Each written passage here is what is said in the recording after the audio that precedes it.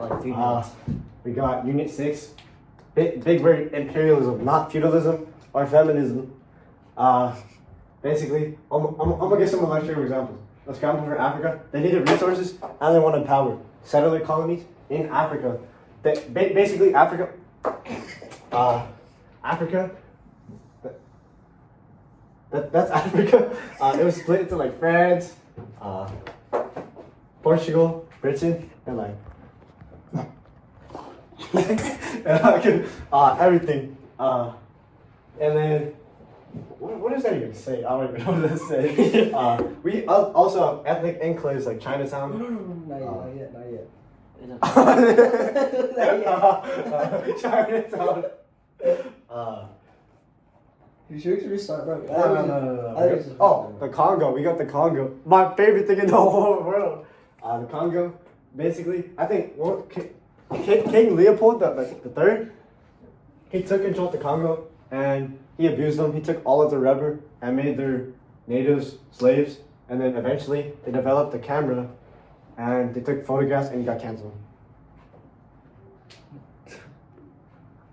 I said you go. I don't know where we're at, but like Okay, so we're basically at. The woman's we're gonna do economic imperialism. A good example of this is the Opium Wars, where China's economy was dominated by European states, and they resulted in unfair trade treaties. And this and political instability and famine led to migration to the U.S., especially during the gold rush, with migration, you know? And then this led to ethnic enclaves like Chinatown. Yeah. That's so Chad. Yeah, I didn't write anything. I think I could get the new office. I'm gonna try my best. I'm gonna try my best. Okay, so basically, in response to this whole imperialism thing, people aren't gonna like the fact that their resources and land are being taken away from the British, right? So you know what they responded? Rebellion. Wait, dude, there's a spaceship out there. Look, What there's a the- spaceship. what? I was never there, bro. That's a. Okay, wait. Sorry, I got sidetracked. Okay, so example.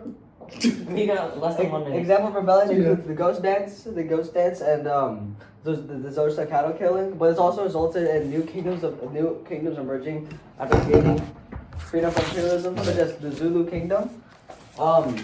This will later lead to if we go to these new countries around the world, they focus more on their economy, right? So, for example, me in Argentina and diamonds in Africa, they focus on expanding their economy from industrialization. As we know, British is currently in their emo era. They want to imperial. They want to take over everything. So they're like, hey, wait a minute, you guys are making stuff. We're gonna take it. So this refers back to what Sage presented, economic imperialism, and resulting in the Opium Wars and just battles again due to economic stuff. Yo, is that a snake?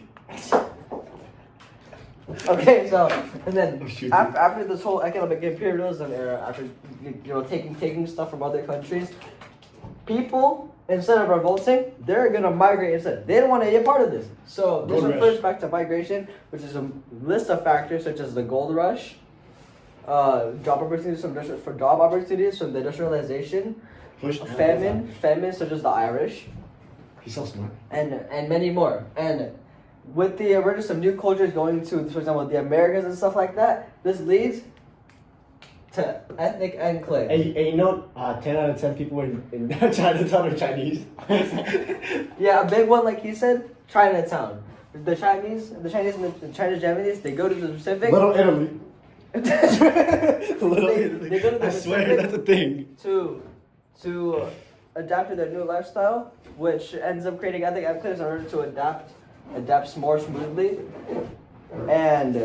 But the thing is, not everybody treated these guys the same. You know why? Because everyone is gonna have some bit of hatred in their hearts. So this results to hatred against the Chinese and other races, and a big reflection of this is the Chinese Exclusion Act and the Australian White Policy, or the White Australian Policy, which basically permitted the migration of foreigners into the Americas and basically just anybody who wasn't American. 6, 7. And that's it, folks. Oh, shoot, my mom's calling me.